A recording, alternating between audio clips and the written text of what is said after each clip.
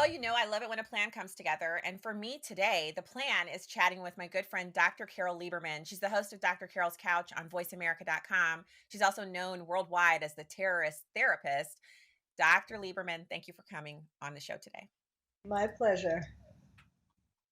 So let's talk now about President Biden.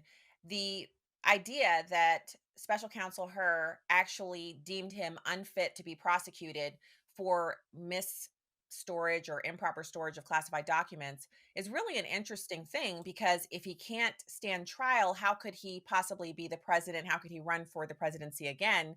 But a lot of people are missing that. Yes, yes. You know, I've been talking about Biden's encroaching dementia since he was running for president in 2020, and it has been encroaching ever more. And so now more people are recognizing it. And it's interesting, it's so ironic that it would be a special counsel who would determine this.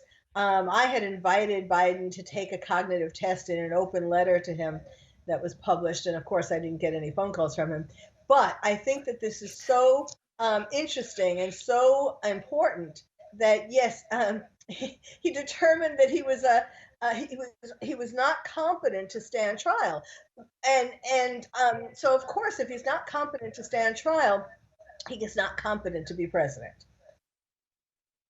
So, not competent to be president is something that normally falls under the 25th Amendment. And we know that the 25th Amendment, in its application, requires that cabinet officials, the people who spend the most time with the president on a daily basis, they're the ones who have to initiate that process. And so, in the time of the founders, when they came up with this, when, in ensuing generations post founding, this would be a most logical conclusion. You see that your boss has dementia, you work to get someone else in there.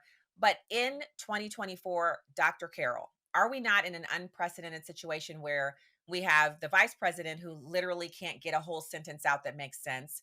And we have President Biden surrounded by people who, for their maintenance of power, would rather see him stay there than actually pull the trigger for the 25th Amendment. Yes, it's primarily Obama who loves his job as puppeteer of Biden, and he doesn't want to lose that.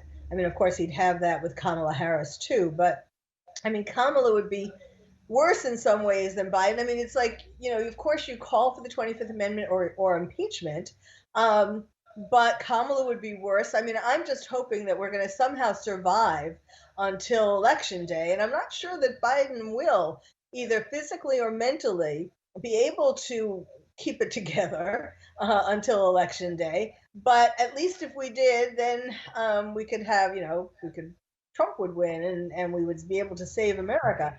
But we are in such a precarious state. Like every day there's something new that Biden does that shows his dementia. It's like, how people look like just as a habit every day to look for the horoscope or look for sports scores or whatever. It's like every day, let's look for what Biden did now, his latest thing that shows that he has dementia. So, Dr. Carroll, I saw a story last night that totally supports what you just said. The story was about how President Biden used to go into Air Force One on the tall set of stairs until he fell up, going up the stairs, he fell a number of times. And of course, people made, memes and videos out of that. And so then they started having him approach Air Force One where he's going into the belly of the plane. So the flight of stairs is much shorter. Now Mm. they have a Secret Service agent stationed at the bottom of the stairs to make sure that if there's anything that Secret Service agent can spring into action to help him.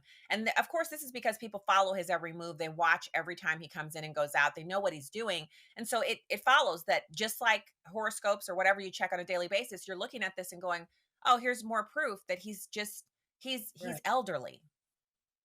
Well, but it's not just that he's elderly. I mean, yes, as anybody gets older, they are more likely to get certain physical kinds of problems, deterioration or just different kinds of illnesses and so on. But it's not about age. Because there are people who are his age and older who have their marbles and aren't falling down the stairs. And and so we really need to separate it out. It's because of his dementia. And when he was younger, he had these two brain bleeds, or one bleed, two aneurysms, And that, of course, created some problems in his brain. And he also is on medication for atrial fibrillation. So these are the kinds of things that are interrupting basically the oxygen flow to his brain. So you know, and yes, as he would be getting older, it's getting worse. Now, I can't say for sure that he has a vascular dementia. He needs to actually be going to a neurologist to have all kinds of tests, PET scans, and all different kinds of tests to see what kind of dementia he has. And he should be getting treated. You know, the longer he doesn't get any help, the worse it becomes. Yeah, and the worse it becomes for us because other nation states around the world are changing their behaviors towards the United States based on President Biden's presentation.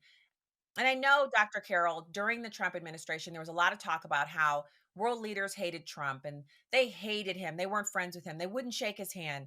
But he didn't care about being their friends. He cared about presenting the interests of the United States. And he was able to make major changes during his administration and start no new wars because whether they liked him or not, they knew he was very sharp.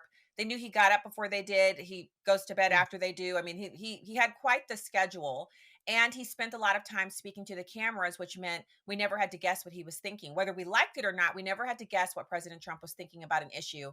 As we close out here, what are you expecting as this progresses up to the 2024 DNC convention? Well, I mean, I think they're going to keep Biden up front until something happens. Either some obvious, really, he says something totally outrageous, more outrageous than he's been doing, or he falls, or some other happens, and then they might bring in Michelle Obama in the last minute, or I hope, or Gavin Newsom, which would be a disaster for the world. It's a disaster for California. But I just hope we can last until the election, and that Trump wins, and we can pull America together again. Well, until then, we love having your analysis and all of your thoughts here with us here on Salem News Channel. Dr. Carol Lieberman, thank you so much for coming on the show today. Really appreciate you. Thank you. All right. So we we will have more for you. In fact, we have another fantastic guest coming up in just a couple of minutes. We will be chatting with Frank Lassie, President of Truth and Energy and Climate, about Biden's LNG export pause. You don't want to miss that. Find us everywhere at Salem News Channel. Also, check out our app. It's really great to have. You get cool alerts. We'll be right back.